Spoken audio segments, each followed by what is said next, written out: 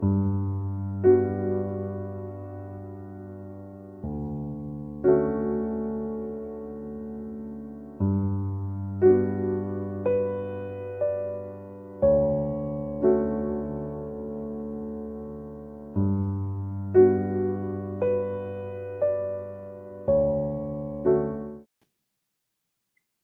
morning, everyone. Good Sunday morning to you who is joining us today.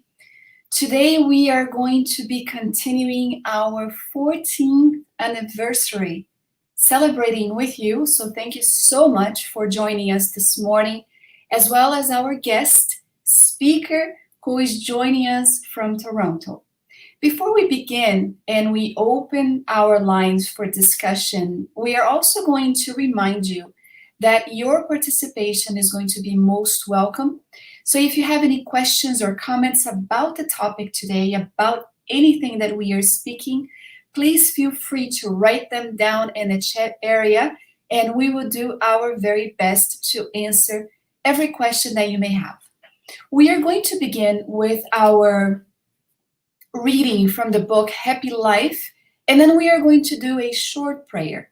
So we invite you to allow yourself to be immersed in this atmosphere of peace, of joy, of serenity, and truly allow yourself a space to consider some of the reflections that are going to be brought on, starting with the book Happy Life. The message that Joana de Angelis, the spirit author who writes through the mediumship of Divaldo Franco, states the following. Keep your thoughts in a wholesome and optimistic rhythm. The mind is a powerful dynamo. According to how you think, you will attract similar vibratory responses. Those who cultivate sickness always become sick. Those who persevere in health always overcome infirmities. Think rightly, and God will inspire you to find the best solutions. An uplifting, good thought is an unspoken prayer that never goes unheard.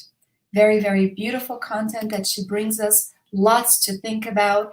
And on this idea that the mind is a very powerful dynamo, I'm going to invite you for our opening prayer, allowing our minds and hearts to be open at this moment and to be able to feel the wholesome touch of the benevolent spirits who continue assisting us. Although we are still isolated, we are not alone.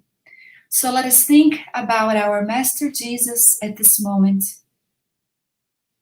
and consider his importance in our lives, how much his presence actually means a lot to us as we continue on our pathway, on our journey towards spiritual growth and spiritual perfection. When we consider the challenges, the difficulties that we see in our current society, we realize that it is because of you, dear Jesus, our master, role model, and guide for humanity, that we are able to conquer and to overcome anything that comes our way.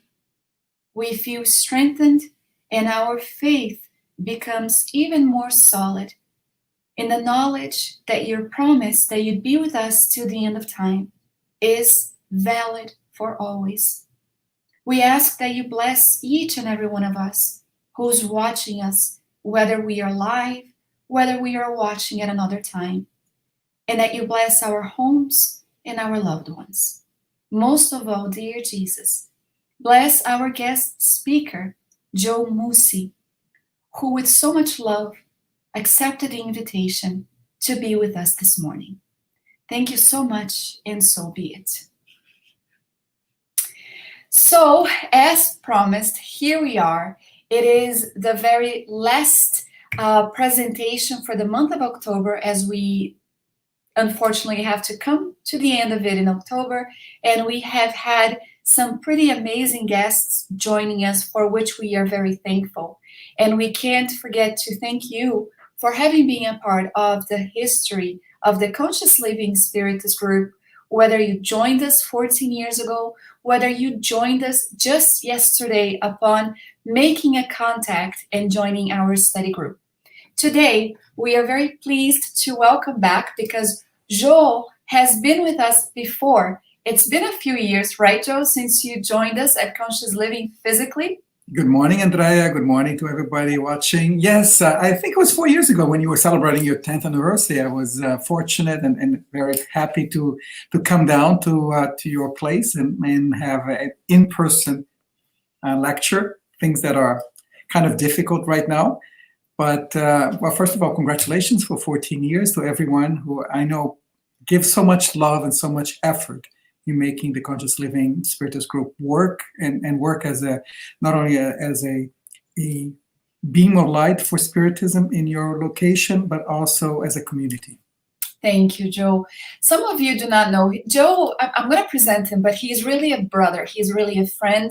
We have been acquainted for a while, and we know the work that Joe and his wife, Sandra, actually do in Toronto. They've actually been at a very, very, very far place, and we're going to talk a little bit about this, about his experience in light of our topic this morning, which is going to be very interesting. So I'm going to present him just for those of you who do not know him personally. It's always nice to make an introduction so we know who we are talking about. Joe Mussi was born in Rio de Janeiro in Brazil. He graduated in electronical engineering by the University of Brasilia. He first went to Canada to complete his master's degree and has made it his home since 1990. In 2010, him and a small group of friends, like-minded Spiritists, founded the Toronto Spiritist Society, and we know it lovingly as the TSS, with the mission of promoting and teaching Spiritism in English. We're going to be sharing pretty quickly very soon the link to their Facebook page, because they do also have online activities and study groups that you can join in the English language. And it's important because, like, for now we have our friend Kuya, who's joining us from the Philippines, and he's always connected with us. And we see that the pandemic has offered us the space to really be connected with each other, like-minded Spiritist friends of other lands. José, or Joe as we call him, was also president of the Canadian Spiritist Council, and he represented Canada in the International Spiritist Council.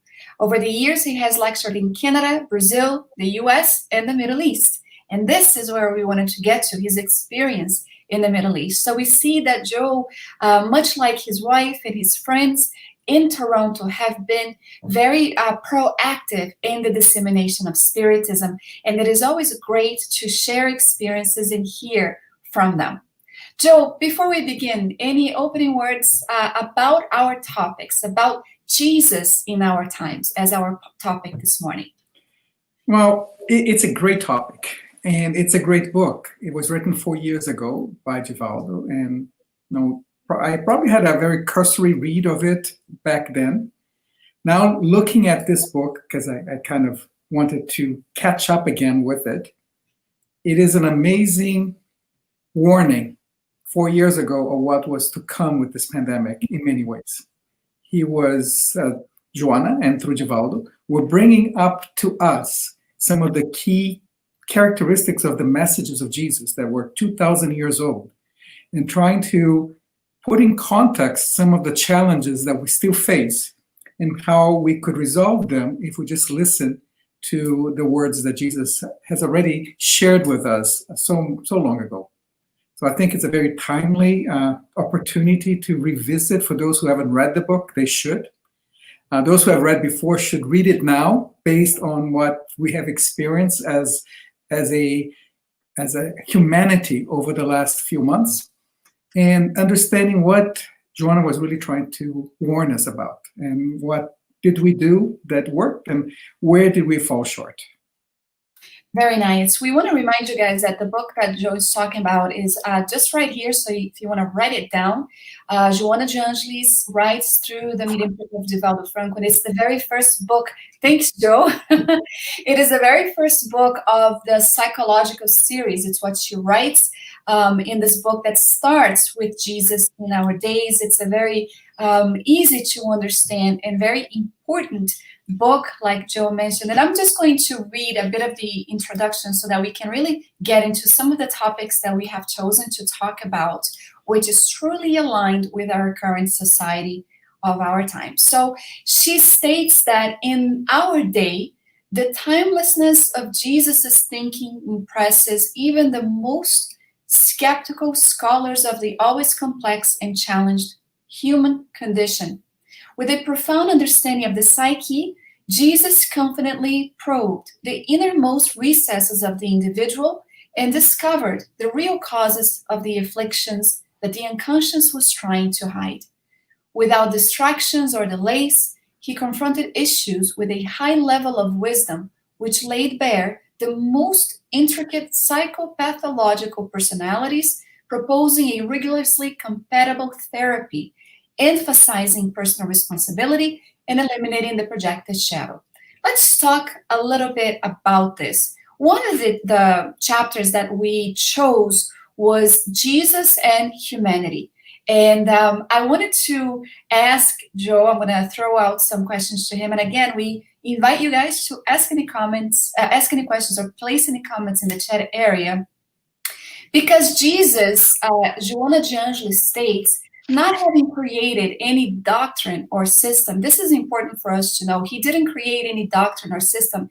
He made it his entire life a model for people to refine their humanness, taking it to a higher level. And she says that in today's times, humanity has always been the symbol of violence, arrogance, and presumptuousness. Outward dominators, yet bruised and battered in their fragility, conflicts, and mortality. And she states that Jesus is to humanity the light that warms and enlightens. So, Joe, in our current human condition, what are some of the benefits at hand should we have the courage to seek that light that warms and enlightens, as Joanna de Angelis states? Oh, absolutely. I mean, that's the reason that Jesus came to earth, was exactly to remind us that we have an individual purpose in our evolutionary path. And through the reincarnation, through our behavior, we're in some ways being judged or being driven to correct our errors. But we also have a responsibility to understand our role as part of a humanity. We're not here alone. We're not put on this planet by accident. It is all part of a much bigger plan. And we're just one of, today, billions of people. Back then, there were a lot fewer people that were actually incarnated at the time that Jesus was alive. But the notion that he did not come to speak to a particular person or a particular group. His message was above all universal in terms of the entire human population. So that is the reminder that Joanna is putting in here. Let us not fall into the trap of selfishness and thinking that even those who follow Jesus can fall into this trap. This is, well, Jesus is talking to me, only to me. He is talking to each one of us, but he's also talking to us as a whole, as a humanity. The messages are not to be that we will be different on how we handle, on how we behave with a certain group of people versus everybody else. We are all brothers and sisters. That's the concept of humanity. It's a very interesting idea that you brought us, and I keep thinking about how some people have a really hard time seeing Jesus in a way that actually deviates from what the proposition that Joanna de Angelis brings us. A lot of people have this, what is the word that I could use right now? A non-acceptance of the Jesus as Spiritism has proposed to us. In such a way that Spiritism proposes or actually teaches us that Christ is for us the perfect standard that God has offered to humankind as a guide and model.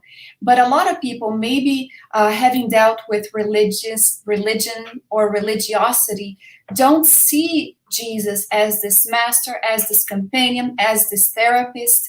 And a lot of times they try to step back from anything related to the man Jesus because of the past experiences that they may have had with Christ, with religion, whether in this life or a previous one.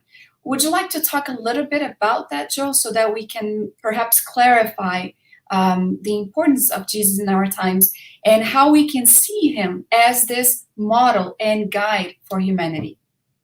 Yeah, that's a very broad point there. So many things to talk about. First of all, there is this sense that obviously we see Jesus as the most perfect spirit that has ever been with us in this realm, in this part of the universe. Some people would understand the Bible and the gospel putting Jesus as God themselves. We don't believe that. We don't believe that Jesus is God. Jesus is as close to God that any one of us will ever reach. But Jesus is a spirit that started much like us, simple and ignorant, and has evolved through many, many reincarnations himself to reach where he is. He was not created this way. And as such, that view provides a much more tighter connection with Jesus, right? So Jesus is not this deity that just comes and is telling us. He himself has gone through everything that we're going through. He has learned, and he has been given the responsibility, the accountability to ensure that every one of us can follow the same path. So in that sense, I believe that this Jesus that we see in Spiritism is much closer to us, much closer to our heart, to our own understanding of availability and what we need to strive for. And with faith, we will achieve one day. Very nice. Thank you so much. We did bring a very broad question about this, and it's interesting. We mentioned how some people have had a really bad experience with religions in the past, right? We all have had our own journey getting to Spiritism and how we were introduced to Jesus and how we were introduced to God. And these are all very individual type of experiences that we can't compare with each other. But we did bring about some of the difficulties that some people bring in the very archives of their souls from previous past life experiences.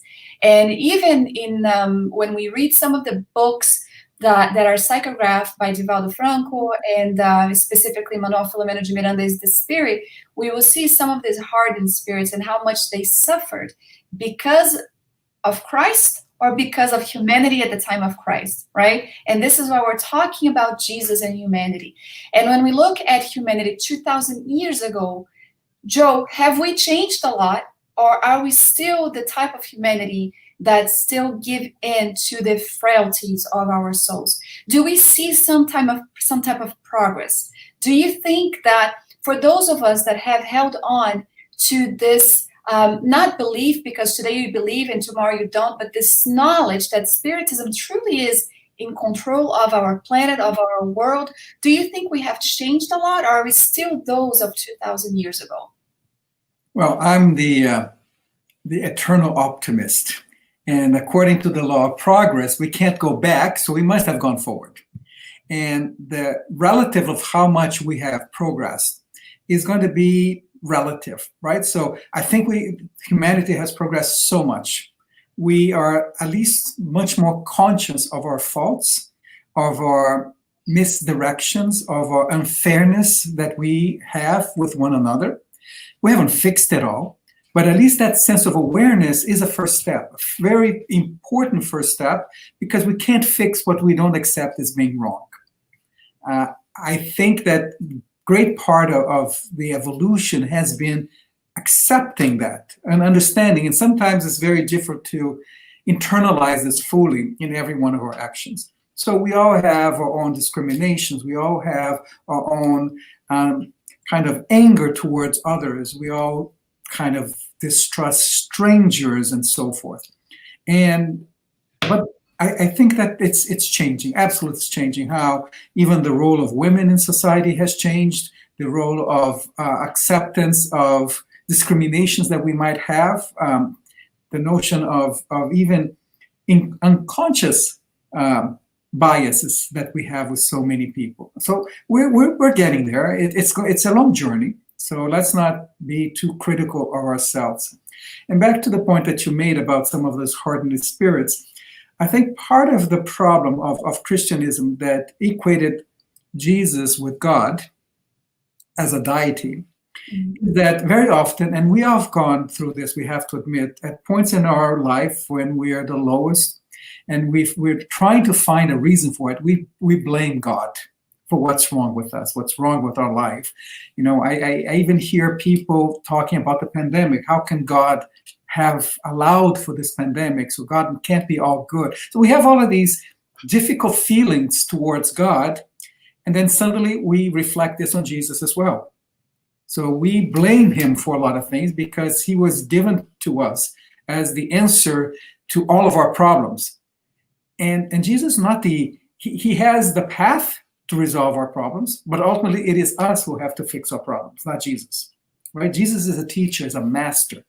And as such, it is his role to make sure that every one of his protected are going to follow the best path towards the divine laws, because that's the path that's going to lead us to happiness and to the bliss that we're looking for.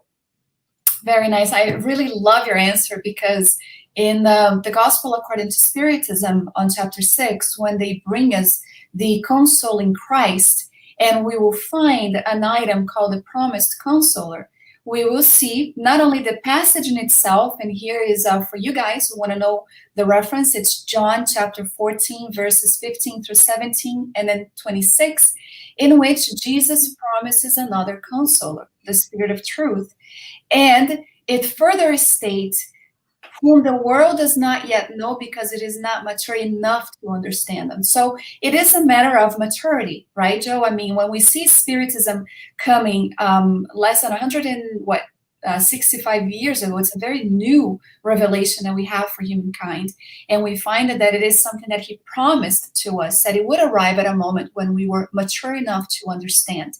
Would you like to talk a little bit about this aspect of the maturity of the Spirit and being able to recognize the teachings today that 2,000 years ago we had no idea, no ability to conceive or even understand? Aspect of immortality, the reincarnation, which is also mentioned, right, in the New Testament. Would you like to talk a little bit about that for us? Well, the maturity is back to your question of how much has humanity evolved, and how that means humanity only evolves as the individuals in humanity evolve. One of the things that sometimes we don't realize, unless we stop and think about it, is I have 4 wonderful grandchildren, as you know. And I see them evolve and grow up and mature. They're only, the oldest one is 5. And I look at them and says, when I was 5, I was nothing like that. I didn't have the perception that they have. They can pick up nuances in what's happening, even in terms of how they're handling the pandemic, right? And how they absorb and understand all of this. So I think that this, to me, is clear proof that as each generation is being reincarnated, because this is the key thing about reincarnation. These are not new spirits that are being born for the first time. These are spirits that have gone through, and they have gone back to the spiritual world. They have evolved and matured or evolved in the spiritual world, and they're coming here with a much greater, better starting point. So it gives me great optimism of what they can achieve in terms of the problems. Yes, we have many problems. Yes, we can talk about the technology, how social media technology has brought us together, but also brought us together into separate groups, very polarized groups, which it's not good. But we had to have this happen first to understand the consequences of that polarization. And now what do we need to do to inject something as simple as love in our dialogue, to at least minimize and understand that we can have different opinions without being so angry with each other? Very nice. By the way, his grandkids are adorable. All of them, they're very cute. I always go on the pages and I keep I had to mention them somehow, right? Had to fit them in. You do. So you brought something very important because the new generation, right? We talk a lot about the new generation and these spirits that are reincarnating. And according to Genesis, and I don't have the book here in front of me, but they do talk about these new generations that are actually the spirits that are already there to be molded towards doing something good.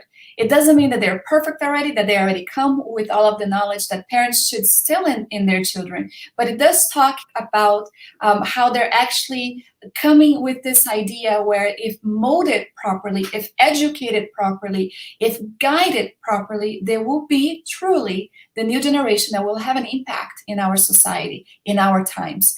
Can you talk to us a little bit, Joe, about the importance of bringing love and Christ to the hearts of these children so that they can be molded into the men and women of the future who are going to be making a difference for our planet in this moment of transition? Yeah, absolutely. I think that the generation that has come to either adulthood or has been born since, I don't know, since the 1990s, for example. That's They're not being born into a brand new world of connectedness that we have through technology, right? We are effectively becoming the global village that we used to talk about it in the 80s, early 90s. It is a reality, man. We are a global village. And as a village, we have all the problems of a village and all the advantages of a village. This generation is coming, I have complete faith, prepared to put themselves in the context of that global village. I didn't have that context when I was growing up. It was much more local, right? The best that we got was a national level. And even so, that was still very precarious in a country as big as Brazil, so that it didn't have anywhere near the same context. Now, here we have a new generation that's going to be coming into society, into the workforce, into the leadership roles, where these kind of connections are already there. It's a given. You can't hide from them. You have to work with them and not let them undermine what you're trying to do. Now, as such, we still have quite a bit of previous folks and other folks that are not as prepared for letting themselves just be influenced one way or the other without putting that critical thinking in there. That's what we need more. And I think this should be a great thrust moving forward, and I hope this new generation brings that flag, because we've been talking about it for so many years, is into the education of the world, not just of our relatives, our friends, and our family. We need to put in a global effort around better education, better healthcare, better living conditions, because we will need every one of these souls to participate and evolve, because we only achieve our goal if everybody does as well. Very nice. And it's interesting that you brought this about, a better world. And a lot of people will be frustrated and they'll start blaming this or that person in society or leader in society who should be making a difference. And Jesus calls upon us to develop a sense of responsibility, right? And this is something that we don't see happening a lot in society. And I decided to bring here a bit of the book, Jesus in Our Days, in which Joana de Angelis brings a chapter entitled Jesus and Responsibility. She says, as social beings, humans possess an inherent powerful mechanism that makes them want to avoid responsibility. Thus, they attribute their failures to other people, fate, the circumstances of their birth, or even God. Responsibility is the result of a discerning conscience that grasps the reason, purpose, and aim of one's life, working to assume the role for which it is destined. As our shepherd, as our model, as our guide, Jesus has taken responsibility for us, enlightening us regarding our duties. And one of the ways that we see that happening a lot of times in the New Testament, in the teachings of the gospel, is when he actually does help someone, and then he brings on the responsibility saying, go and don't sin anymore. to sin is to miss the mark, right? A lot of people don't like that term, but it is the word that it was used at that time. So let's talk about the sense of responsibility, Joe, in our current society. Yes, collectively, but starting with us as an individual, let's talk a little bit about the sense of responsibility and duties, not only to ourselves, but immediately towards the next one who is beside us. Yeah, that's very, very good point.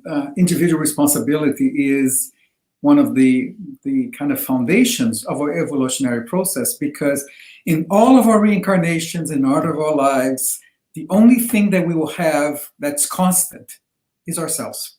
Mhm. Right? Our relatives would change, your children could change, we'll have other spirits. We will see some spirits incarnating in high levels. We have ourselves maybe moved on. We will have, back and forth spirits that come and always, most of the time. But the only constants that we can expect, that we know, is our own spirit. Mhm. And we have to fully understand that action and reaction is based on our actions, right? Nobody else's. And that is the level of responsibility that we have to take, because the judgment is unavoidable. The consequences will come sooner or later, but they cannot be forgotten, right? They don't disappear magically just because we don't talk about it, we don't think about it. It is in our kind of, as you know, it's actually imprinted in our perispirit. All of these things that we need to cleanse and make sure that we're becoming more and more evolved. So Jesus reminds us of that, right? But he also reminds the responsibilities that we have when we have responsibilities over others, Mhm. right? So, and that could come at very different levels. It could be a teacher responsible for his or her students, a family leader, a husband or a wife who is responsible for the family, for the well-being, for the education. So we have responsibilities with our own actions, but we also have the responsibility of helping each other. And each one of us, within the context that we put ourselves in society, we have more or fewer people, other spirits that come under our responsibilities. And we cannot avoid that. We cannot run away from that. And the actions we take that harm them is our debit that we're going to have to resolve at a future time. So the more you have put yourself in a position in this material society of a leader, the more you have to be really, really concerned that you're doing the right thing, because I'm accountable, even if I'm doing things unaware that I am hurting others because of my decisions, because of my actions, because of how I treat them. Even if I'm not fully aware, the debit does not go away. Very nice. It is true. Do you think that at this moment, the pandemic, how it has shaken up the entire globe, right? It's not something that is just in one location for one culture. It's not. It has really impacted us as a whole. We consider our planet as this home in which we all live under, right? As brothers and sisters in humanity, we are all living under the same roof, symbolically speaking, because we are all on the planet. What do you think is our responsibility to ensure that we fasten, if you want to say this, the steps towards overcoming this pandemic? What is our responsibility individually and collectively to ensure that we go through this in a way that does not impact others with negativity, that we bring about some type of positive actions in light of Spiritism and in light of our role model, our Jesus, friend Jesus? I think that the one word that encapsulates everything you said is charity, right? Because it is a global challenge. And it's through charity, which we define as love in action. We are here to make sure that everyone is protected as much as we can, as much as we know, based on our limited knowledge at this point from a scientific perspective, what this virus does or how it acts. We have to protect each other. We have to support each other. We have to find ways. And this also includes from an economical perspective, from a jobs perspective. Everyone should be prepared to take a little bit of the hit of this kind of big challenge that we have been given. It's an opportunity, and as any kind of such event that we have in the past, some people will step up much more than others, right? And we see this happening today. We will see this when we have this vaccine ready, right? Are we going to run for it and get it just for ourselves, and we want to make sure that we're protected, forget everybody else? Or are we going to have a more kind of fair view that everyone in the world that needs it, in terms of those who are at most at risk, will have a chance to get it first? So it's like the ship that's almost sinking. Do we throw everybody into the boats that we want? The people who are stronger, that are richer, that are more developed, get into the boats first, and everybody else in the third class sinks with the boat? Or do we really take this as, this boat is not going to sink, it's going to be around, so we will be judged by our attitudes and what we do to protect each other? Very nice. And the aspect of charity, what was the true meaning of the word charity as Jesus understand it? It's love in action, right? Whatever we do that is an act of love, explicit, implicit, direct, indirect, is aspects of charity that we're doing one to another, right? And that's why it is, there is no salvation, right, without charity. That's what Kardec was telling us. There's no salvation without love. But you can't just have love. You have to put that love into practice, into action. If we're just feeling love and not practicing it, then we're not taking the full understanding of the word charity in mind.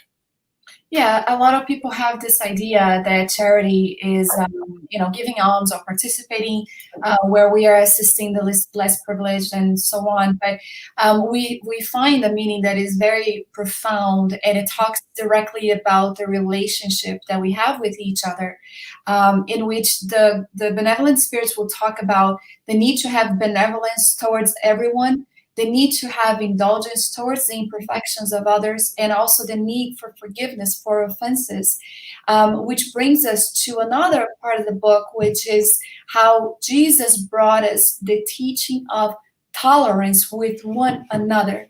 Joana de Angelis states that in the terms of in-depth psychology, the issue of judging other people's wrongs is what she considers to be a seriously inhumane act towards the one who made a mistake.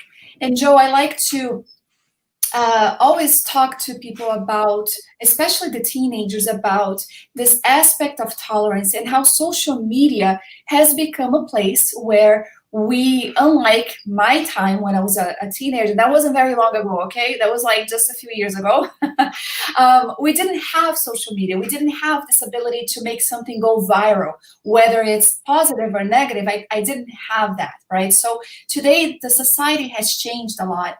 And we see some of the accusation, the intolerance for people's wrong, truly taking a huge toll, making other people even commit suicide, become depressed, truly not feeling love where they should. Anyway, 2,000 years ago, we had the adulterous woman, right, who were caught in adultery. We all know about this passage, it's beautiful.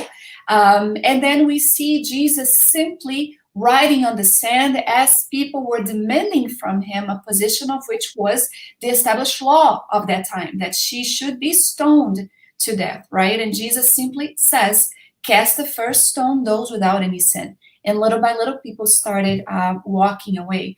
And that's the thing about tolerance that we needed to bring about, right? Today, we see social media being that public square from 2,000 years ago. We see perhaps the news have an impact on how intolerant we become with some of the issues that are happening in our society today. But he did talk about the need to be benevolent, indulgent, and forgive. Let's talk a little bit, Joe, about the need to not only develop tolerance within ourselves, but also make it as such that we impact other people to be tolerant of others' mistakes as well. Well, let me start by saying that this problem of trending is not news to social media. Yeah. Any of us who grew up in high school, we knew how quickly any bad news or any gossip could spread within the whole community. And then suddenly someone is marked, someone is shamed, and so forth. What is different now is the scale, because now you reach people that you never met, and somehow we have this compulsion to try to please those people. That we have to look good, we have to be in the inner circle, we have to be cool, and the more this group is growing and becoming global, right? The more we feel if we're excluded from it for whatever reason. Mhm. Right? I hear people who have great number of followers, and whatever they say, they can get thousands and thousands of likes or comments and things like that. And if they put a comment out there that doesn't get thousands, they feel depressed, and they feel that they've lost it, and that the world will end.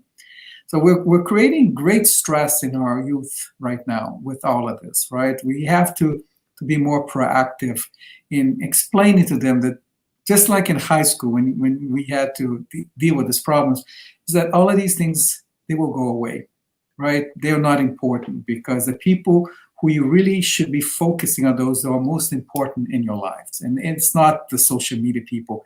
They will move on to the next trend. They will eventually forget you. It may seem very difficult, because right now with the technology, two things happen. One, all of these things that happen don't go away. They can be found in histories and in posts and things like that. And secondly, and this is kind of even more complicated, because it has put us under a microscope that we didn't have before. You know, if when I was growing up, if I made a silly comment among my friends, and it was a stupid comment, was insensitive or whatever, that's where it stood. It didn't go. Maybe there was a little bit of gossip, it could have gone, but ultimately something else would come up, and then suddenly, you know, I just learned from my mistake and don't do it again. But now, if you do this online, it's there, it's amplified. You get hate, you get all of this kind of baggage from other things that you had nothing to do with it, and everything is dumped on you now. So it's something very concerning. I think that parents and grandparents have to be very much aware to help educate, support, and guide these children that are coming up, because they are smart. But in terms of their sensitivity, they also have great vulnerabilities in terms of their feelings and their need now to fit in. Remember, back to the example, fitting in within a group of high school that had 20 kids is one thing. Trying to fit in terms of a global group that has thousands of people, it's quite different, right? So I think this is part of the challenge that we have, and every generation will have this challenge. We have, in one hand, we have new tools coming from these spirits that they bring. At the same time, they're put into a context that never in their previous lives they were exposed to this. Very nice. We have to learn with it. Very nice. You brought the word that is key right now, which is challenges, right? We do have these challenges that we did not have back then. I want to bring here a comment by John Raphael. He says, I think Spiritism messages is one of the hope and reason, yet for the public, they have to be reminded of reincarnation and communications with the spirits as instrumental in accepting our view of adversity and evolution. The vaccine is only part of the solution to the issues that we have. Yes, it is very, very true, John, what you stated. And as spiritists, it should become easier, right, Joe, for us to become tolerant of others, especially others' mistakes, because we understand that we are all in different stages, in different levels of spiritual maturity, if you will, from others. And you said something in the beginning of our talk, how Jesus came to show us that he has walked our steps, that he has gone through the difficulties. I mean, he's the most pure one, but he told us, you can do everything I do and more, and showing us that there is an infinite road of progress, that we are able to get there. But of course, we're going to have to be able to make some efforts in getting to that point. And reincarnation is one of the things that the idea of reincarnation, the knowledge of it, should facilitate for spiritists this ability to develop tolerance for others, and especially others' mistakes, which brings us to tolerance with oneself, right? In this book, she talks about Jesus and enemies. And although she will make comments about enemies out in society, she says that the cruelest enemies lie within the individual themselves. She says they give them life and strength through pride, selfishness, and the disguise of apparent social convention.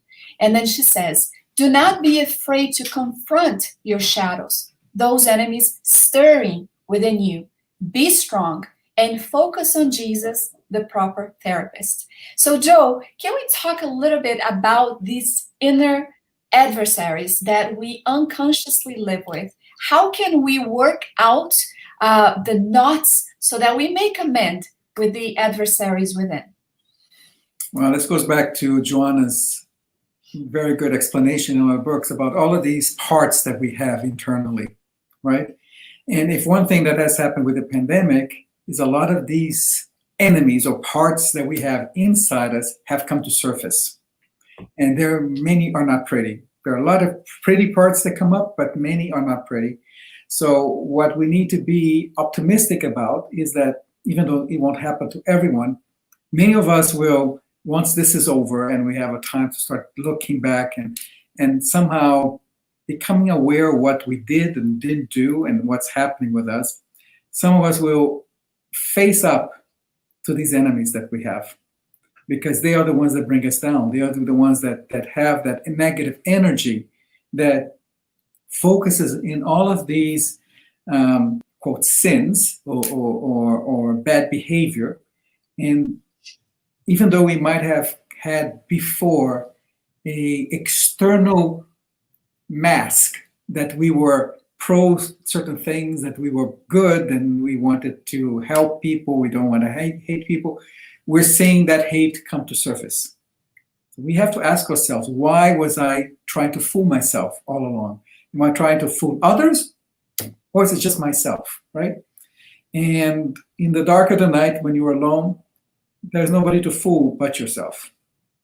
And hopefully, part of the healing process that we're going to have, because there will be a period of healing that will follow this pandemic, is for, like I said, not all, but hopefully many, to go back and reflect on what you could have done better.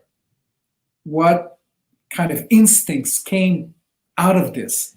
The frustration, the anxiety, the fear that the pandemic brings externally activates these little, as Joanna says, these little enemies within us. And then suddenly they are put out of proportion and they are influencing our acts, how we talk to other people, how even the people we love or the people who are closest to us. And we have to come to grips of what is happening. And I don't think anybody's immune from having to deal with this in the near future. Before I go on to the last item, which is Jesus and love, we have to finalize with love. I wanted to ask you, Joe, because I'm sure that some people are going to be wondering, what was yours and Sandra's experience in the Middle East with the dissemination of Spiritism? The experience in the Middle East was really interesting because obviously we immersed in a society that's based on a different religion that is much more controlled in any aspects. But I think that we've traveled quite a bit. And the good news is that people are good everywhere. The essence of people, their desires, even some of their mistakes and some of their weaknesses, we're all the same. And this is sometimes hidden by the geopolitics or by religious intolerance that falls upon us. But at the end of the day, parents love their children. They want the best for them. They want to be successful. They want to have a healthy life, and they want to have a good community experience. And that drives 90% of our actions and reactions. People are always curious as well. They want to learn. And it's interesting because in the Middle East, obviously, we also get exposed from people from all over the world because they import a lot of expertise and people. So we get to talk about this quite a bit. And I had many chances to talk about Spiritism with my colleagues, many of which were Arabic or certainly many Muslims. And they were all kind of enchanted with Spiritism, but at least it's a first contact, right? They understood it. They wanted to hear more. In some cases, it made good sense to them, and I think that it's a start. It's a seeds that you start putting in the ground or in the sand in their case, and hopefully that one day the rain will fall and the little sprout will come out. Very nice. I love this answer. Susanna also comment, lovely answer, hope in humanity. That's true. That is exactly it. I really, really love your answer right now, Joe. So let's go to love as we start finalizing our talk today. We see Joanna de Angelis presenting us this figure of Jesus as truly the personification of love on earth. And the invitation for each one of us to also be this type of love in our society, in our current world. And she talks about how his heart and his hands were filled with love to straight over the downtrodden, whether it was a tax collector, an adulteress, a prodigal son, an impoverished widow, or a mourning mother. Love was always present, illuminating lives and assisting the need in body, mind, and soul. So here's a question that I want to throw out to you, Joe, as a final question. For you, how can we become a tool in the hands of the higher order spirits, or try to follow the lead of Jesus, the most perfect and complete being that we have an example, and being this personification of love in our current days? For you, how would that be? I think the first part of the answer is that even though Jesus was he was a perfect example in love, and as that example, he also showed some hard love, right? There were moments where he felt that he needed to be more explicit, whether he was overturning the tables of the merchants in the temple, or speaking up against injustices, or chastising people for not listening to what he was saying. So that is love as well. Our sense of love is that we need to help everyone come closer to the divine laws, to avoid making mistakes, avoid falling into the trap of these vices that we've had for so many generations that are inherent to us. So it is again back to the one word that we always come back to, is through charity. The charity is having a spiritist group, participating in community and volunteer work, helping those around you. Many different ways that we help each other at each step. Each one of them is a little brick that you're putting into this great foundation that's leading us forward. So don't miss the opportunity to be pleasant, to be helpful, to ask people what they need. Sometimes they won't like it, they won't want it, but that's fine. Make yourself available to assist and be helpful as much as possible. Very nice. Thank you, Joe. I wanted to just leave here the reflection for us to consider. How is our relationship with our master, our friend, our therapist, our doctor, Jesus in our existence, and how important it is to develop this idea that we are able to actually put into practice the teachings that he brought us. It is interesting because one time we were talking about how do we connect with Jesus? How do we feel his presence in our lives? And I remember on an informal conversation, a spiritist speaker said, when we think about him, the connection is automatic. And I remember living alone when I was single and I lived alone, and there were some moments of challenges and lots of difficulties. And I'm going to throw here a hint of how we can feel this connection with Christ. I simply would imagine in my prayers that he was sitting right beside me as a silent friend, listening in to my venting out, whether in words or simple tears. And I can guarantee everyone who is connected right now that the feeling of peace, of consolation that I felt at that moment was so strong that we could cut it with a pair of scissors if we wanted to. The benevolent spirits are here working as missionaries of Christ to ensure that we are walking with solid steps towards our own spiritual progress. And the reminder that we are never alone. It doesn't matter our creed, our faith, our ideas. He is always with us, always, always there, reminding us of the love that is eternal, that never ends, and the promise that He would be with us until the very end of time. This is why I'm going to finish with a phrase that is very important by Joana de Angelis, in which she states, "The present desperately needs an uncrucified Jesus, a companion, a therapist offering urgent assistance to keep us from going over the edge." And on that note, I'm going to ask my friend Joe for any other comments that he might have, and have him finish our talk today with his own prayer, if he doesn't mind. Not at all. Well, first of all, thank you once again for having me here this morning. It's been wonderful. These chats are always enlightening and always very peace-giving, right? It brings peace and the ability for us to reflect upon these topics. So thank you again for the invitation. I think that, as I said in the beginning, this book is very timely because it will help us reflect upon the key messages that Jesus has brought to us through his words, through the writings that came after that. And it was, like I said, it was a warning, and that we probably didn't take it as such. And that's made our challenges here a little bit greater. But it also gives us ability to find a path for healing and learning and moving forward. So if that's the only thing that we can take from this is a great gift already in itself.